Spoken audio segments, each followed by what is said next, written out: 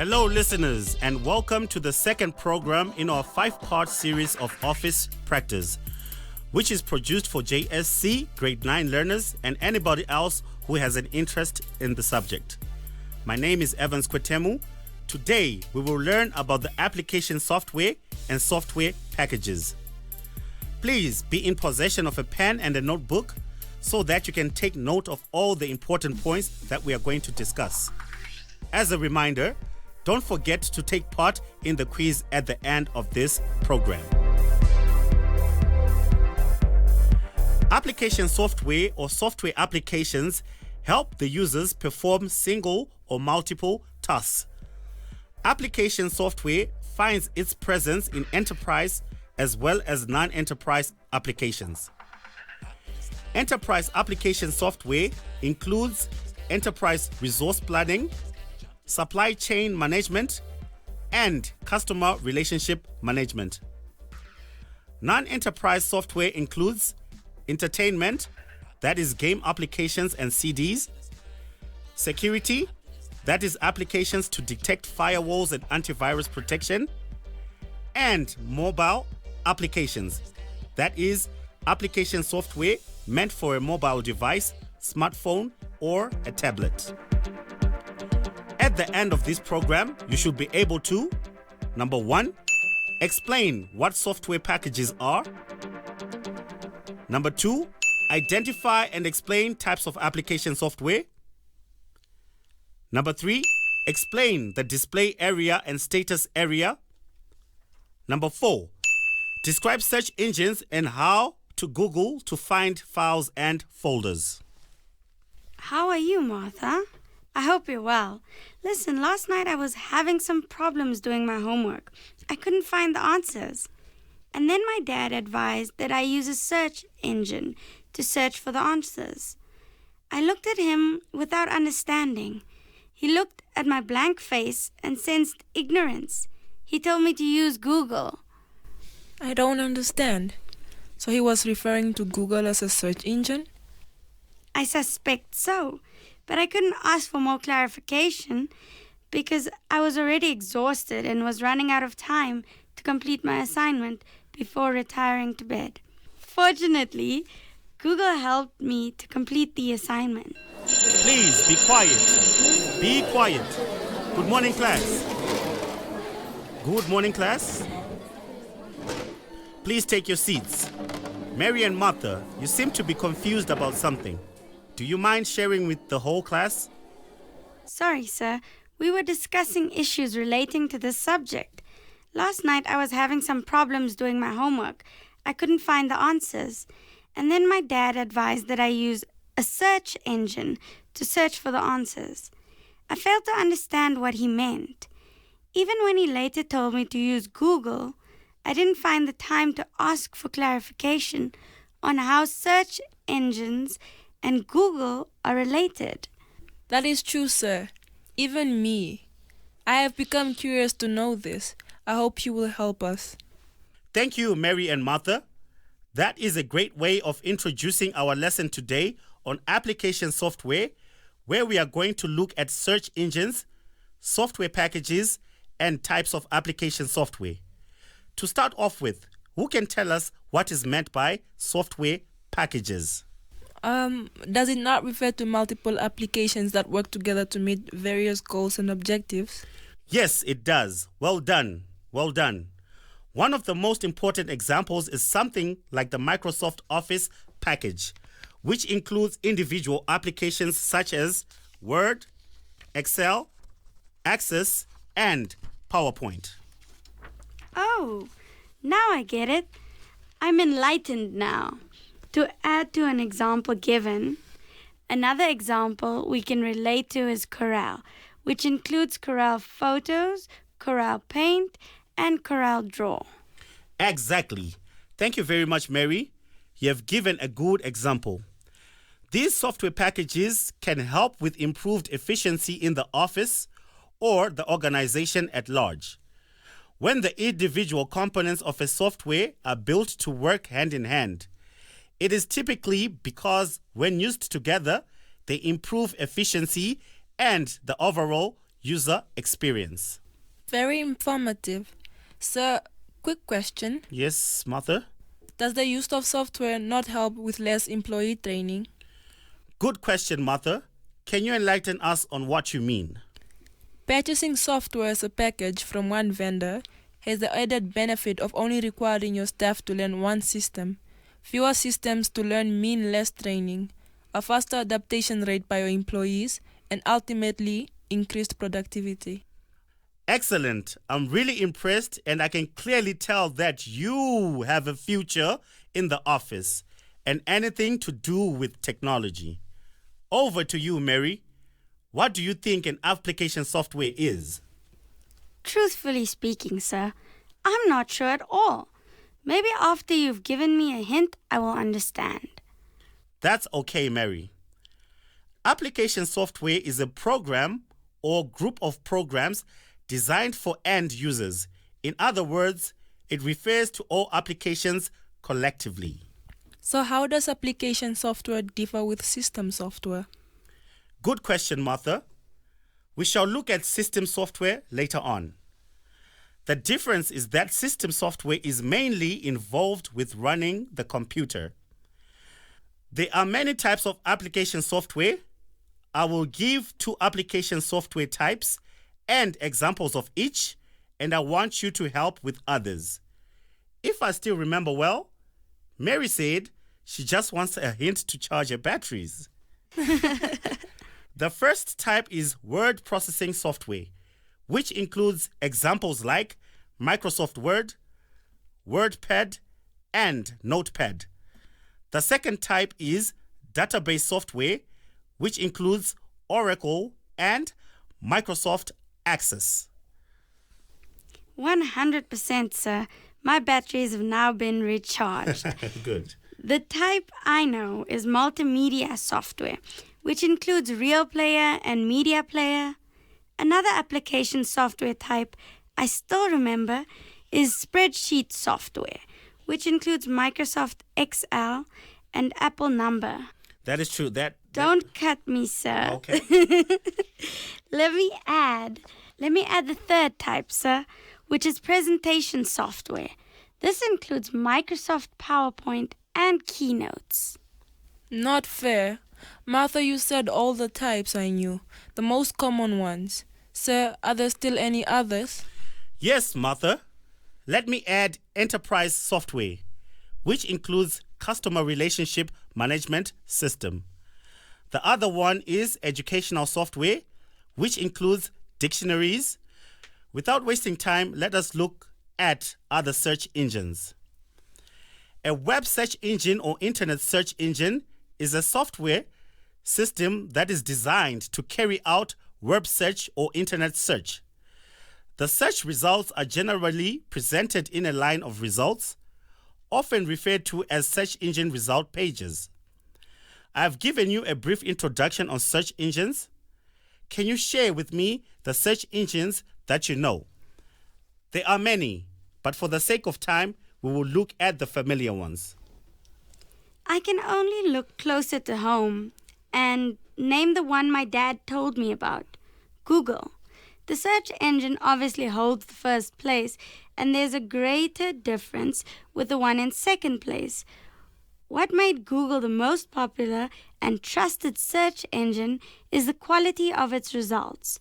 Google is using sophisticated algorithms to present the most accurate results. Besides Google, I sometimes use Bing, which also helps turn information into action, making it faster and easier to go from searching to doing. It is owned and operated by Microsoft.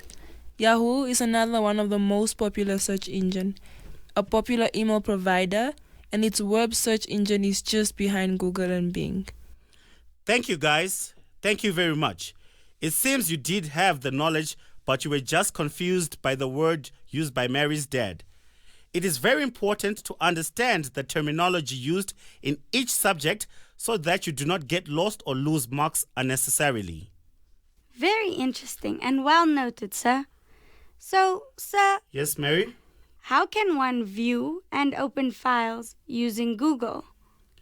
With Google Drive on the web, You can view items like videos, PDFs, Microsoft Office files, audio files, and photos. Below are the steps to open and view files. Number 1. Go to drive.google.com. Number 2. Log into your Google account with your username and password. Number 3. Double-click on File. Number 4.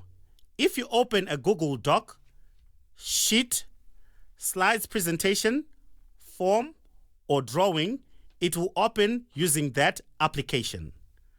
5. If you open a video, PDF, Microsoft Office file, audio file, or photo, it will open in Google Drive. Thank you very much. Before we can sum up this lesson, let us quickly take a look at computer status area. Status area is the portion of the user interface that displays icons for the system and program features that have no presence on the desktop, as well as time and volume icon. Before I can add anything, sir, what do you mean by user interface? Is the means by which the user and the computer interact, in particular, the use of input devices and software. Thank you, sir. Let me add on to what you gave us. The status area is also called notification area and displays the programs running in the background and information such as time and date, notification about software updates, internet connection, and the current volume area. It is usually found at the bottom right corner. The main use and importance is that it contains miniature icons for easy access to system functions such as antivirus settings, printer, sound volume, battery, status, and more. Absolutely fantastic. Splendid work, guys. Precisely. I'm really impressed with the way you have mastered the concepts and content of the subject. In the absence of any other question, anyone can testify on what he or she has learned today? Today I have learned that a web search engine or internet search engine is a software system that is designed to carry out web search or internet search. The difference between application software and system software is that system software is mainly involved with running the computer, and application software is a program or group of programs designed for end users.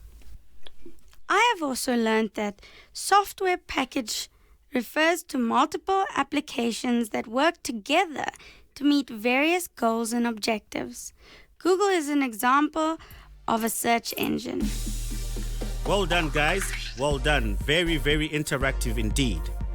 That brings us to the end of today's session. But before class is dismissed, here is the question for the day. Are you ladies ready for the question of the day?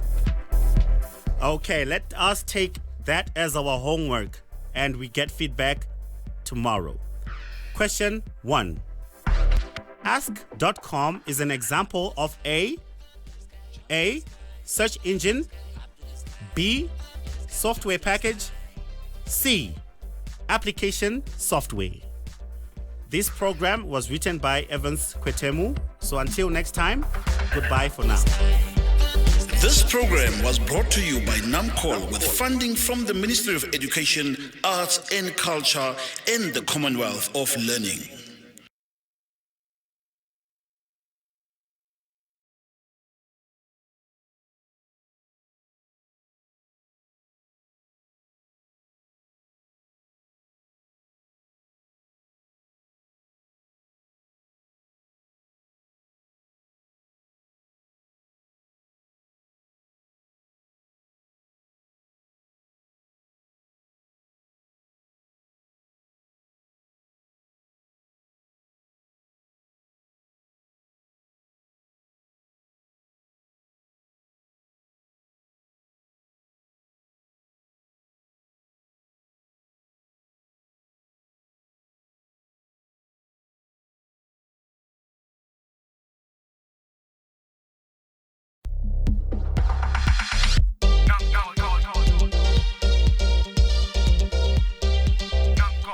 Hello, listeners, and welcome to the first program in our 5-part series of Office Practice, which is produced for JSC Grade 9 learners and anybody else who has an interest in the subject. My name is Evans Kwetemu. Today, we will learn about the computer. Please be in possession of a pen and a notebook so that you can take note of all the important points that we are going to discuss. Just a reminder, don't forget to take part in the quiz at the end of the program. Just about every business you can think of uses computers in one way or another to carry out its functions. From generating reports to communicating with clients, computers do a lot for the efficiency with which a business is run. The computer has brought the business a long way from the age of pen and paper and folders stored in dusty storage compartments. The uses of a computer is simply endless.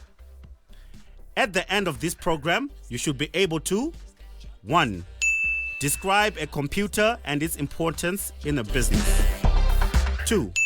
Identify and explain the basic functions of a computer. 3. Recognize and explain different computer peripherals. Good morning, Mabel. What is the matter? You look so sad. I hope all is well.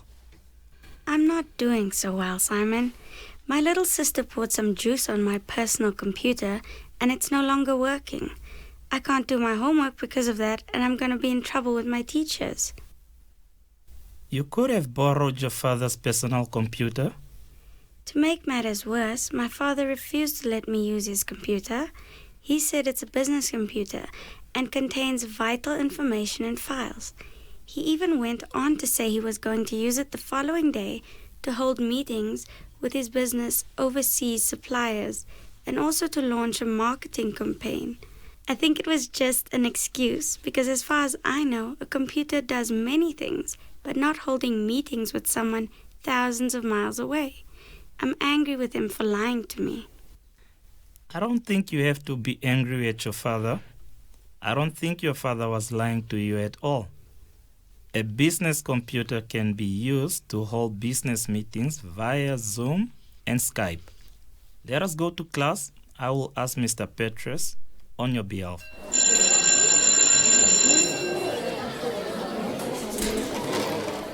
Good morning, class. Good morning, class. Please take your seats. Mabel and Simon, arguments are done outside the classroom. What is the matter with you? Good morning, Mr. Petrus. I'm very sorry. But it's Mabel, who can't believe that a business computer can be used to have meetings with people around the globe. But that doesn't give you the right to have arguments in class. If you have a question or query, you raise your hand. Anyway, I think by the end of the lesson, she would have been answered because we are going to look at the uses of a business computer. First things first, what is a computer? Mr. Simon, can you help us with that one? Yes, I can say, and I hope this will put your heart at ease for us having an argument in the morning. No problem. Go ahead. A computer is a programmable device that stores, retrieves, and processes data. Computers are used for communication. When it comes to establishing contact with clients, computers are a vital tool, and they are also vital in maintaining that contact. Computers enables a person to communicate with its clients via email, Skype, collaboration, software, and via various other communication medium that a business might wish to use. Well done, Simon. Well done. You raised the most important role played by computers in a business. Because without communication, there is no business.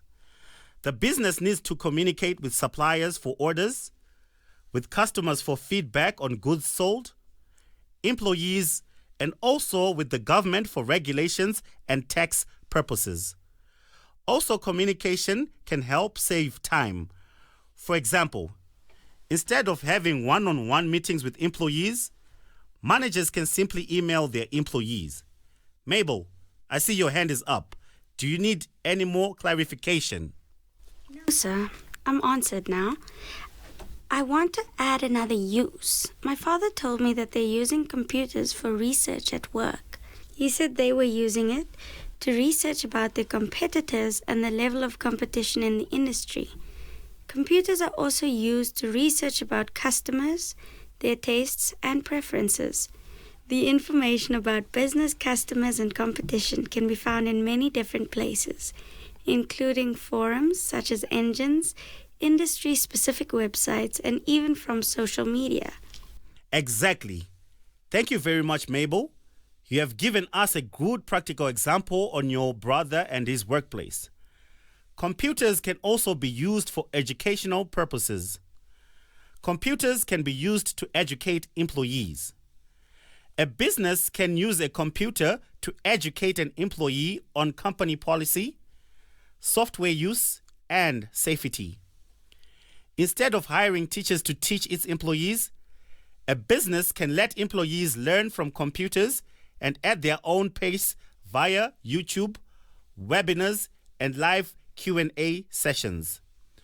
With the internet, employees will have access to a world of information, and there will be no need for the business to create its own content. Employees can also learn via different media, such as videos and texts, enabling them to better understand the subject matter. Mr. Simon. Very informative, sir. Computers are also used to produce documents. Many businesses produce written documents and others in the form of spreadsheets. Computers provide word processors and spreadsheet software to help with this. Businesses can use this software to generate almost everything, from letters to tutorials and adverts for computer products. Spreadsheets can help manipulate and organize data into tables, charts, graphs, and reports. Computers have plenty of productivity software that a business can use to make its function easier. That's a fantastic contribution from you, Simon. Keep that level up. Computers are also used for accounting purposes in a business. Accounting software enables a business to quickly and accurately obtain the picture of the company's financial situation. Computers are critical for tasks such as invoicing clients, maintain data about debtors and creditors, calculating wages and salaries. We also looked on data storage in grade 8. I think computers are also used for data storage. With computers and servers, businesses are able to store and sort millions of files to enable the business to access at any time. Excellent. I'm really impressed, Mabel. Without taking away anything from you, allow me to add a few things on your point. Not only is digital storage much larger than physical storage in terms of storage capacity, but it is more efficient because of the level of sorting that takes place, which is one of the greatest benefits of a computer. Digital storage is also more secure, as it is more difficult to lose or steal files from a well-protected database. Truthfully speaking, sir, I think I am missing something. We are looking at the uses of computers in businesses. What are the basic functions of a computer? Aren't the uses and functions the same? Mabel, you want to try and answer your colleague? No, sir. That's okay, Mabel, that's okay. At a fundamental level, computers operate through these 4 functions: input, output, processing, and storage. Input is the transfer of information into the system, for example, through a keyboard. Output is the presentation of information to the user, for example, on a screen. Processing is the retrieval or manipulation of information into a new form, for example, results from a search engine. Storage is the preservation of information for later use, for example, information stored in a hard drive. Thank you very much, sir. I am answered. Okay. Any question on what we have covered so far in this class? Silence signifies that we are moving together, at the same pace and in the right direction. A grade 9 student doing office practice must at this point be able to recognize different computer peripheral and explain them. Anyone who has come across anything to do with computer peripheral? Mabel, I see your hand is up. May you please go ahead? A peripheral or peripheral device is an ancillary device used to put information and instructions into and get information out of the computer. Sir? Yes, Mr. Simon? Let me add what I read, Okay, you may go ahead. though I don't think it's relevant. Okay. Several categories of peripheral devices may be identified based on their relationship with the computer. Well done, guys. Well done. Everything you both raised is of relevance. I'm going to give you one category. Then Mabel, you will add another one, and the last one will be from Simon. The first category is about an input device. An input device sends data or instructions to the computer, such as a mouse, keyboard, graphic tablet, image scanner, webcam, game controller, barcode reader, and read-only memory. An output device provides output from the computer, such as computer monitor, projector, printer, headphones, and computer speaker. An input or output device performs both the input and output functions, such as a computer data storage device, including a disk drive, USB flash drive, memory card, and tape drive. Thank you very much, guys. Thank you very much for your wonderful participation. Okay, Mabel, over to you. Can you just briefly tell us what you have learned today? Today I've learned that a business computer can be used for communication. It can be used to hold meetings with different stakeholders across the globe. Computers are critical for tasks such as invoicing clients, maintaining data about debtors and creditors, calculating wages and salaries. Computers have plenty of productivity software that a business can use to make its functions easier. Over to you, Simon. What Mr. have you learned? Pietrus, Yes. I have learned that a computer storage device can be both an input and output, an input or output. Okay. Basic functions of a computer are input, output, processing, and storage. Thirdly, computers are also used for data storage. With computers and servers, businesses are able to sort millions of files to enable the businesses to access at any time. Well done, my students. That brings us to the end of today's session. Before class is dismissed, here is your question for the day. Are you guys ready for your question? Madam Mabel, what's going on? You seem so quiet. Are you ready for the question of the day? Yes. Okay, let us take that as our homework. Okay, question. A mouse falls under which category of peripherals? A, an input device. B, an output device. C, an input or output device. This program was written by Evans Kwetemu. So until next time, goodbye for now. This program was brought to you by NAMCOL with funding from the Ministry of Education, Arts and Culture and the Commonwealth of Learning.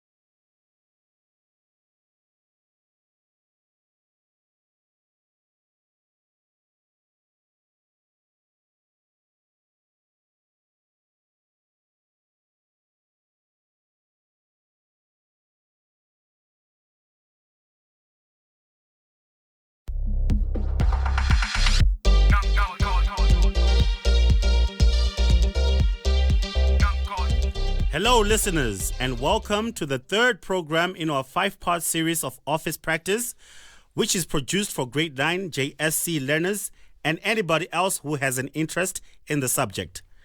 My name is Evans Kwetemu. Today, we will learn about storage devices. Please be in possession of a pen and a notebook so that you can take note of all the important points that we are going to discuss. Just a reminder, don't forget to take part in the quiz at the end of the program. Today, a great deal of data can be backed up when using cloud storage, which means archiving on a local system's hard drive or using external device is not necessary. Significant data loss in a company may result in its subsequent bankruptcy.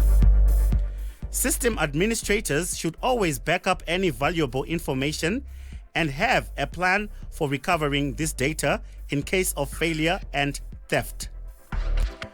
Many kinds of adverse events can happen to a computer or server, such as cyber theft, physical theft, hardware and software failure. However, rapid data recovery systems typically helps to minimize the negative impact of these two often occurrences. At the end of this program, you should be able to 1. Explain the usefulness of making information backup. 2. Distinguish between a file and a folder. 3. Copy information from the hard drive to an external or removable storage device. Good morning, Berta. I hope you are well. I saw a group of students and staff congregating at the administration block. What was the matter? They were policemen, heavily armed. They handcuffed and took away the accounts clerk. He's being accused of fraud and embezzlement of school funds. Oh, that's serious. But that man would not hurt a fly. I think there must be some mix-ups somewhere, or he is being crucified for someone's crime. Peter, you wouldn't believe it, but they are saying the accounting system they were using for bookkeeping crashed, and they think that he did it on purpose to cover his tracks. And even more, to make matters worse, he said to have misplaced the storage device with the information backup. Oh, that's so sad. We all hope he will find the information back to exonerate himself from this unfortunate mess. Please be quiet. Be quiet. Good morning, class. Good morning, class. Oh, there's no one today. That is okay. Please take your seats. Like I always told you, I don't like students who come to class after the teacher comes in. Bertha and Peter, I never expected this from you. What is the matter? I'm so sorry, sir. We were discussing the issues relating to the police visit. Today I have learned the importance of keeping data backup. It's okay, guys. Thank you very much for raising that part. I even prepared today's lesson after learning about that case. Today, we are going to look at usefulness and importance of having information backups, differentiating a file from a folder, and how one can copy files from the hard drive to a storage device. In computer technologies, a backup storage device is used to make copies of data that is actively in use. Backup machines provides redundancy of data residing on primary storage. Should the storage medium fail or become corrupted, the original data is recovered from copies on the backup hardware. The use of backup storage is imperative in business environments, in which the loss of business data is potentially catastrophic. Anyone who wants to explain to us what is meant by information backup? Information backup is a copy of computer data taken and stored elsewhere so that it may be used to restore the original data after a data loss event. Thank you, Bertha. Let me add something on backup storage devices. A backup storage device refers to a type of disk-based hardware appliance bundled with a software for data management and data services. The physical device provides capacity via the internal storage media, while backup software schedules policies for moving data, tiered storage environment from primary storage to secondary storage. A backup storage is designated as a storage target for data copies using replication and data protection methods. Sometimes we come to understand the importance of something when it's closer to home. Maybe if it wasn't of the clerk's fraud case, I could have not known about all this. So what are the main reasons for keeping information backup? We have already heard about the tragic loss of data at our school. The main reason for data backup is to save important files so that if a system crash or hard drive fails, we may be able to recover the lost information. Excellent. I'm really impressed. Thank you, Peter, for your question and Betha for your answer. It can be for archiving. Backup information streamlines the development of archives. With digital information, company history is in the making. Sir, Yes? I want to talk about the benefit of having information backup, which is protection against power failures. Sometimes your computer is susceptible to damage that is beyond your control. Whether extreme storm or random blackout, power outages have the potential to demolish the hard drive of your computer. Allowing your system to back up your data ensures you need to not worry about power issues resulting in the loss of important information. No, sir. Let me also share with the class on the usefulness of backup. Information backup acts as an added antivirus protection. Internet viruses can wreak on your computer, and the devastations caused by viruses continue to grow. And if affected, all your documents and files may be permanently destroyed. Although using antivirus is one way to help lessen the threat caused by viruses, performing routine backups on your files is an added measure of security against the threat of internet viruses. Precisely. I'm glad you and Peter have been answered at the same time. Another usefulness of information backup is data recovery if operating systems fail. The majority of computer crashes are due to operating system failures, and there are numerous reasons that may lead to that crash. A backup is incredibly efficient when it comes to keeping your information in the event of an operating system crash. Another benefit is the quick access to files. One of the greatest things about backing up data is the ease at which you are able to retrieve files and information. When you back up your data, you have the ability to access specific files in seconds. If using cloud storage system, you not only have quick access to data, but you are able to access this data from any location with an internet connection. Sir, we have been talking about files, but what is the difference between a file and a folder? Thank you, Peter, for asking such an important question. All the data on your hard drives and memory sticks consists of files and folders. A file is an object on a computer and electronic devices that stores data, information, settings, or commands used with a computer program. A folder is a storage space where many files can be placed into groups and organize the computer. The basic difference between the two is that files store data, while folders store files and other folders. So, folders take up virtually no space on the hard drive, whilst files, on the other hand, range from a few bytes to several gigabytes. Files can be documents, programs, libraries, and other compilation of data. Uh-huh.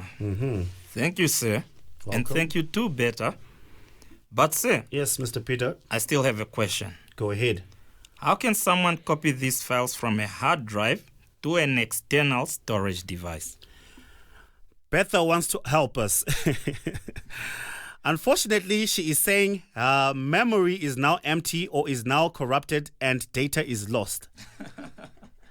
Let me give you the steps that have to be followed when copying files from a hard drive to external storage devices. Number 1, connect your external storage device to your PC. Number 2, select Start button, then select Computer. Number 3, locate the files you wish to copy or the folders where your files are stored. Number 4, select the file you wish to copy, but do not open it. If you would like to copy multiple files, hold down Control button as you select additional files. Number 5, all files you selected should now be highlighted. At the top of the window, select Organize and the copy to copy files to memory. Number 6, now go to the external drive location by clicking off the corresponding letter on the drive. Number 7, once the drive is highlighted, select Organize, then Paste. This will copy the files you selected earlier onto the drive. Note, you may need to repeat steps 3 to 7 multiple times if you have files located in different locations. Wow, this lesson has been very interesting, educative, and informative. Before you call it a day, sir, can I conclude what I have learned today? Yes, you may go ahead, Mr. Peter. Today, I have learned how to copy files from a hard drive to an external storage device. That files store data while folders store files and other folders. Folders takes up visually no space on the hard drive, whilst files on the other hand can range from a few bytes to several gigabytes. I have also learned that loss of data can lead to lawsuits and even bankruptcy of businesses. The importance of keeping data backup. Okay, very, very interactive as usual. And that brings us to the end of today's session. Before class is dismissed once again, here is the question of the day. But today we need to answer this ASAP before we call it a day. Question: which of the following can take a memory of up to several gigabytes? A, folder, B, file. Thank you very much, students. Well done. Till we call it a day, it's goodbye for now. This program was brought to you by NAMCOL with funding from the Ministry of Education, Arts and Culture and the Commonwealth of Learning.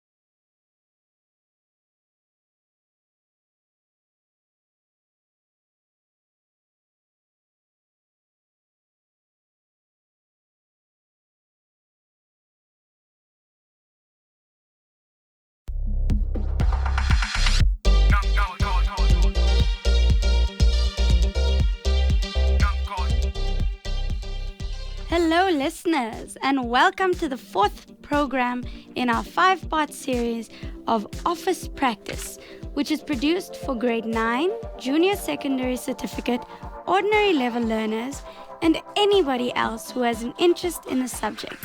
My name is Jandre Nitschke, and today we will learn about the internet and email.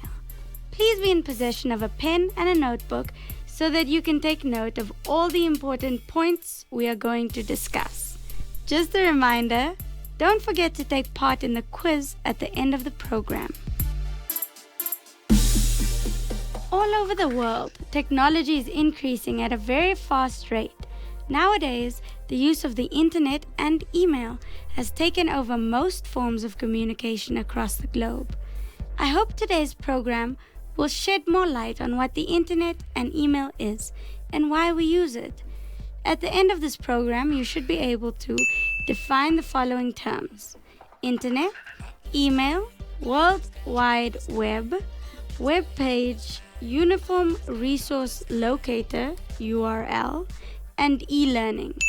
Explain why we use the internet and email. Explain the term service provider and its functions. Good morning, Christine. Hello, George. Today I'm just so super excited. Why is that? My dad bought a computer for us to use for our studies. This morning, he was planning on connecting Wi-Fi at home so that we can access the internet. Are you serious? What a coincidence. My mom also bought a laptop yesterday, and she told me that I can use it anytime I want to research or anything. Our Wi-Fi was already connected yesterday. Oh, that's great news indeed. I would like to know more on how the internet really works. I hope Miss Nash will be able to assist on this one. I heard Mr. Pietrus took leave for a whole month, so Miss Nash will be taking care of our classes.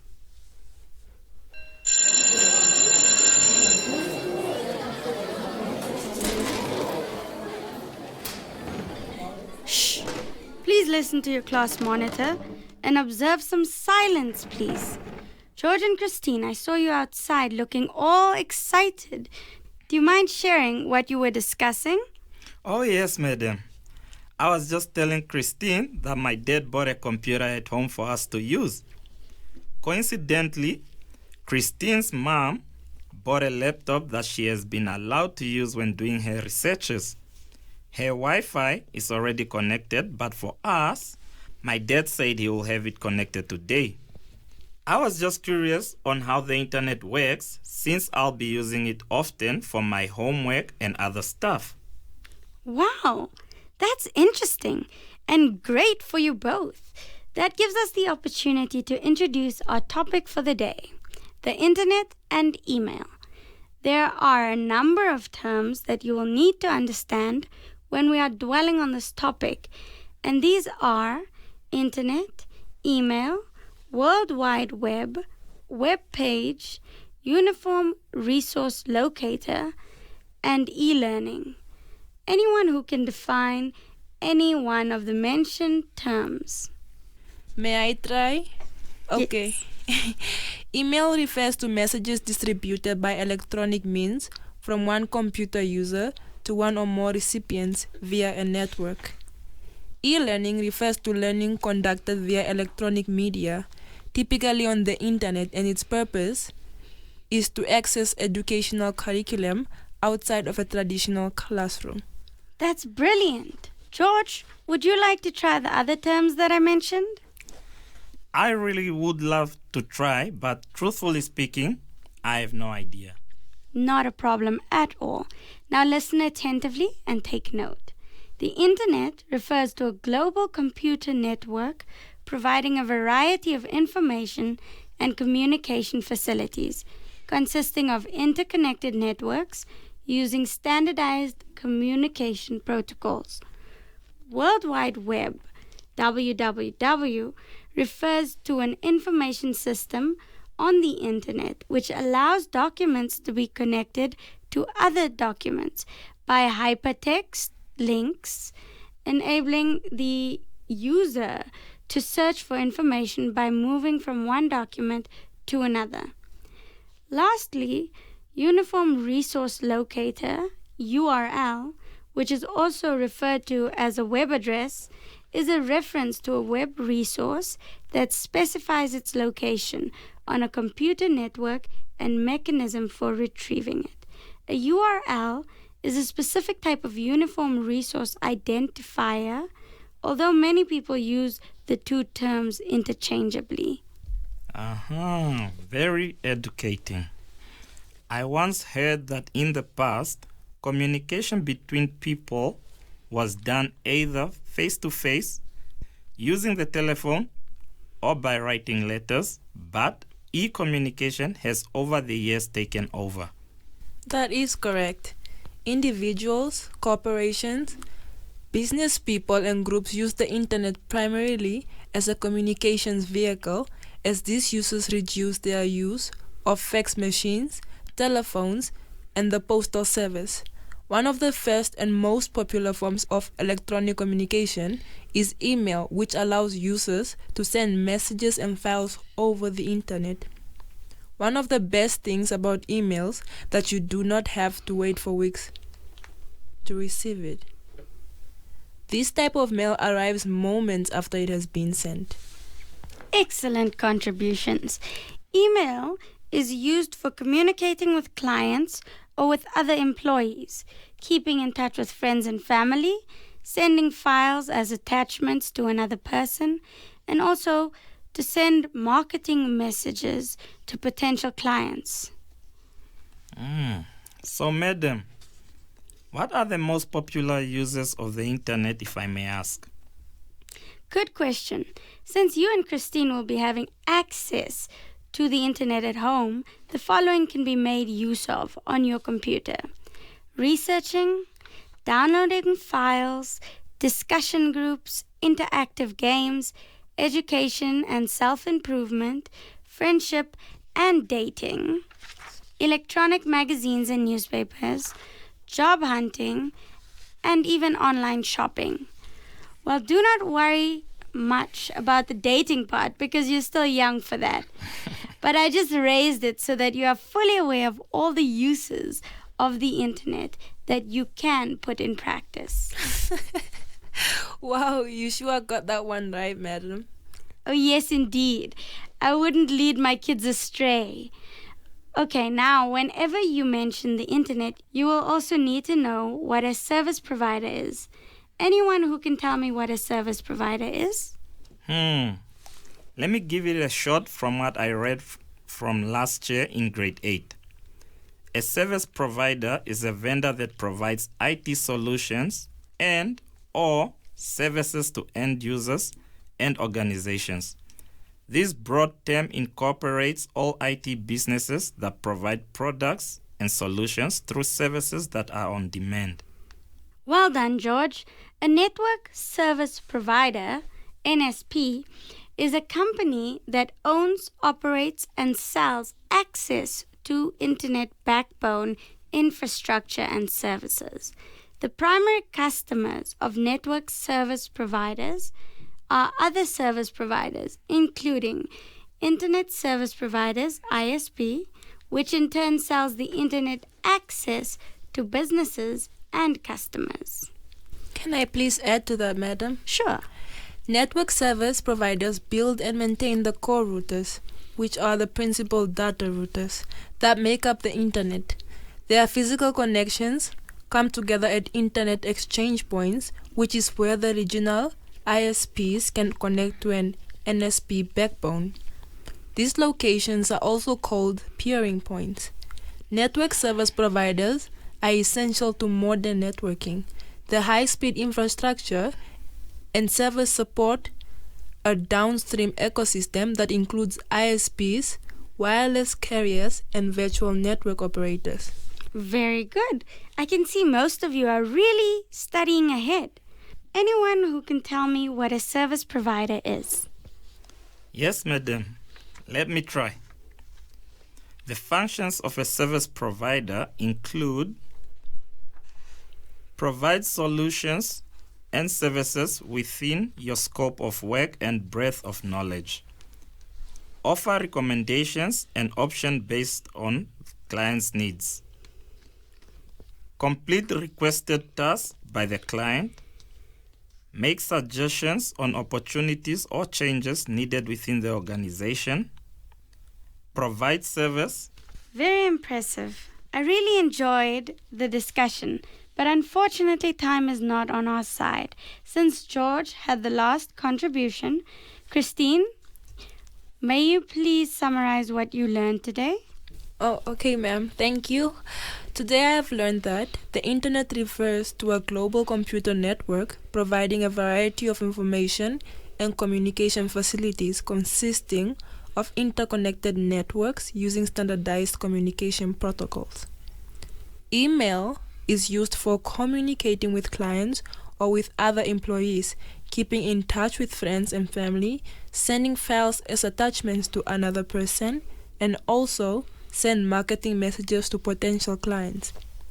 The most popular uses of the internet are as follows: researching, downloading files, discussion groups, interactive games, education and self-improvement, friendship and dating, electronic magazines and newspapers, job hunting, and also online shopping. A service provider is a vendor that provides IT solutions and/or services to end users and organizations. This broad term incorporates all IT businesses that provide products and solutions through services that are on demand. The functions of a service provider are as follows: provide solutions and services within your scope of work and breadth of knowledge, offer recommendations and options based on clients' needs, complete requested tasks by client, make suggestions on opportunities or changes needed within the organization, and also provide service. That brings us to the end of today's session. Before class is dismissed, here's your question for the day. What is e-learning? A. Messages distributed by electronic means from one computer user to one or more recipients via a network. B. Learning conducted via electronic media, typically on the internet, and its purpose is to assess educational curriculum outside of a traditional classroom. Or C. It is a reference to a web resource that specifies its location on a computer network and mechanism for retrieving it. This program was written by Mr. Evans, so until next time, goodbye. This program was brought to you by NAMCOL with funding from the Ministry of Education, Arts and Culture and the Commonwealth of Learning.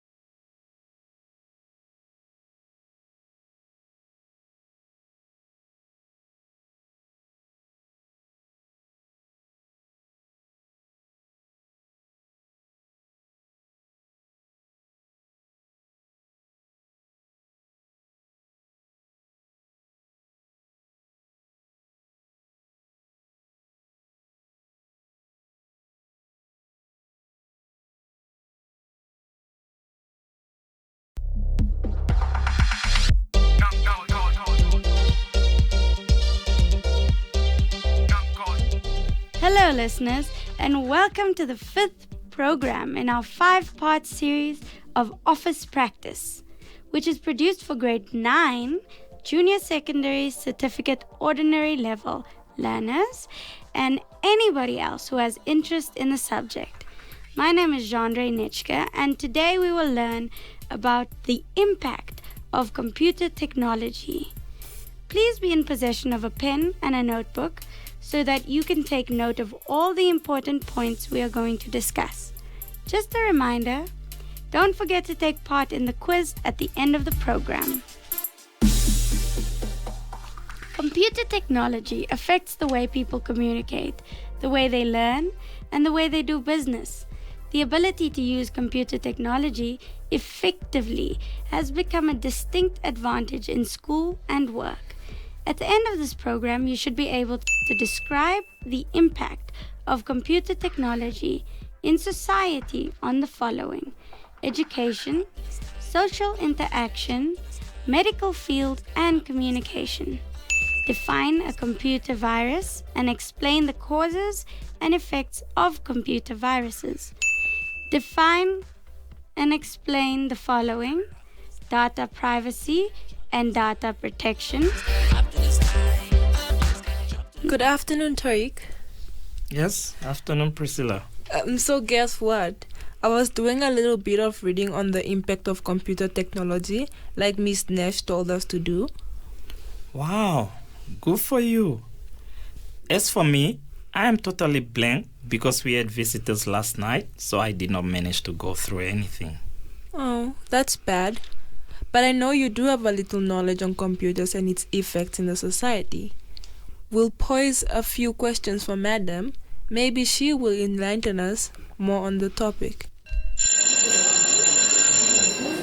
Silence, please. Respect your class rep's orders and observe some silence. Priscilla and Tariq, I saw you outside having a discussion. I hope it has to do with today's lesson. Yes, Madam.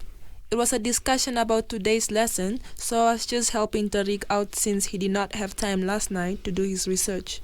I'm sorry, Madam. We had visitors last night, so I could not do much. That should not be a problem at all, since we are going to start our discussion on the impact of computer technology. Please pay attention and take notes. In our previous lesson, we looked at mostly the internet and emails. So basically, this lesson is a continuation. Knowledge of both teachers and students should not be stuck in computers only. They should also learn the access of internet. Quicker communication using computers in education is one impact why technology is important in schools. Parents will know the progress of their children through computers and the internet. We will also look at its impact on communication, social interaction, and the medical field. Madam, I also read that increased isolation, reduced social interaction, and social skills, and increased human-to-machine interactions are all a result of an overuse of computer technology, which has created a wall between many people globally. That is 100% correct. Dependence on computer technology has had some positive and negative effects as well. Can anyone name some of them? Let me try, Madam. Being overly connected can cause psychological issues such as distraction, expectation of instant gratification, and even depression.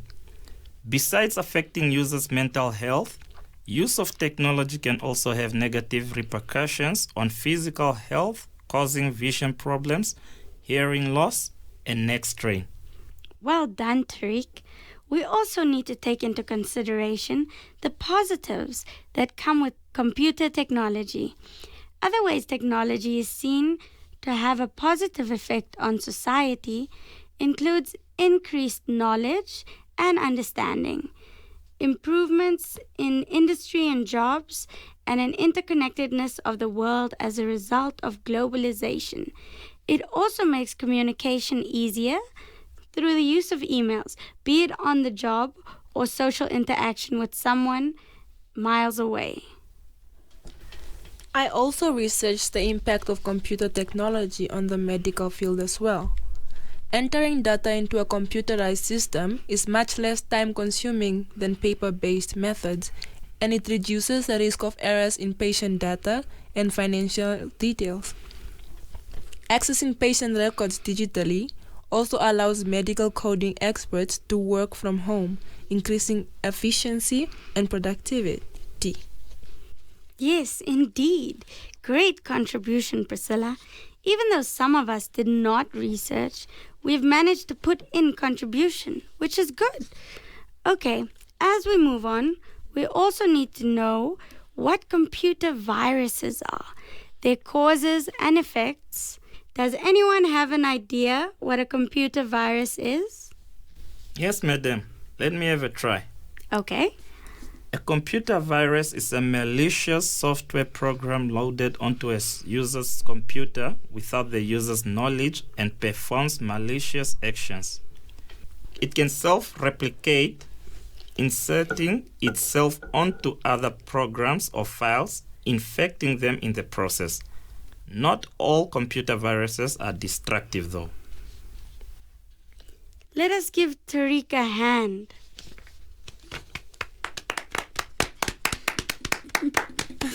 Well done. There are quite a number of causes of computer viruses. Anyone to name a few? Me, madam, I'd like to give a try. Yes. Some of the causes are downloading programs. Programs that contains the downloadable files are the most common source of malware, such as freeware, worms, and other executable files. Pirated or cracked software, email attachment, internet, booting data from unknown CDs, Bluetooth, and also unpatched software. Very good, Priscilla. Computer viruses come in different forms, and the most common infections are boot sector viruses, direct action virus, resident virus, and overwrite virus.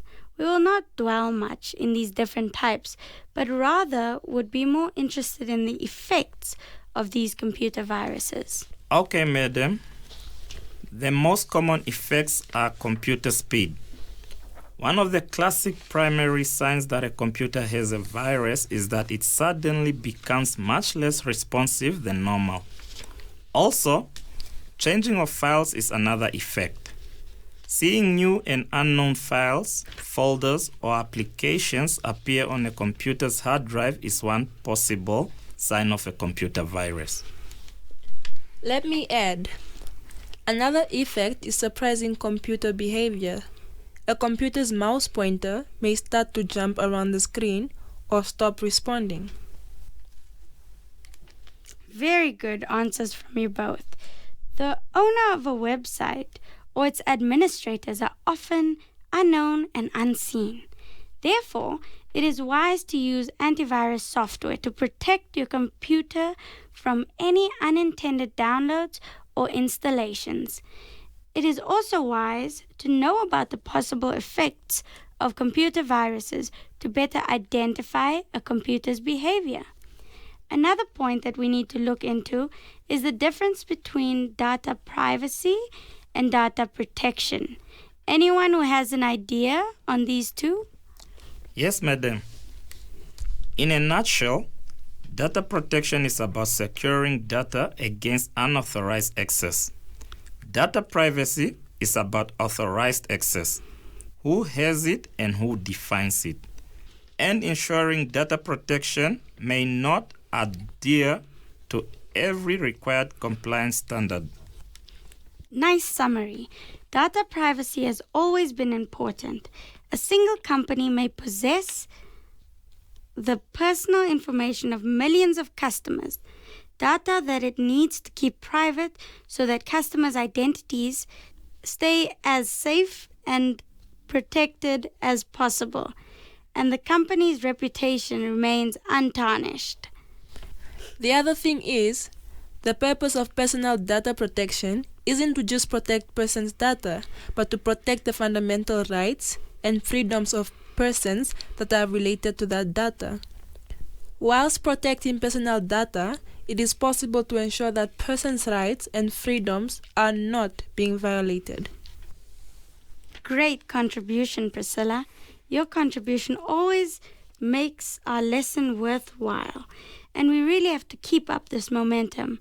Unfortunately, it's that time of the day where we have to say goodbye, but before we go, we need a quick rundown of what we've learned.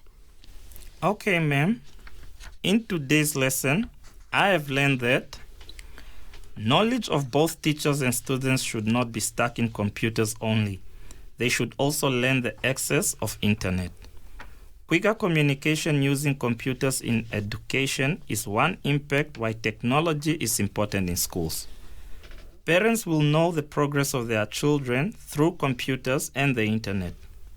Increased isolation, reduced social interaction and social skills, and increased human-to-machine interactions are all a result of an overuse of computer technology, which has created a wall between many people globally.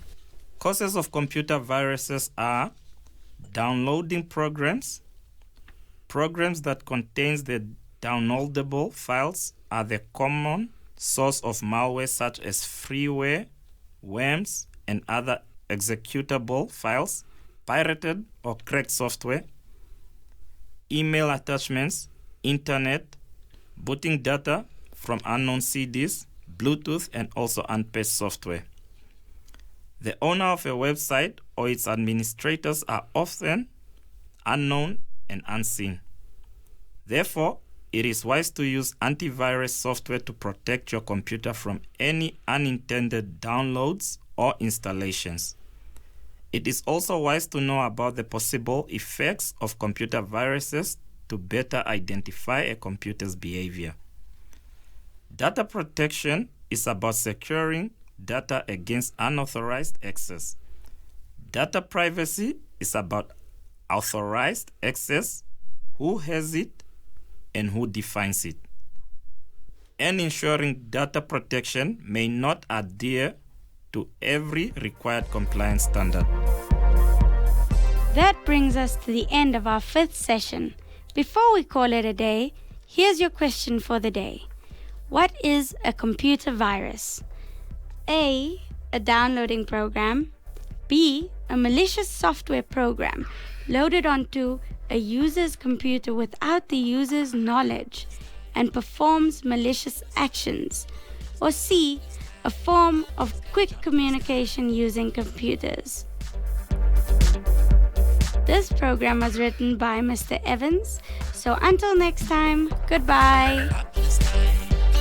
This program was brought to you by NAMCOL with funding from the Ministry of Education, Arts and Culture and the Commonwealth of Learning.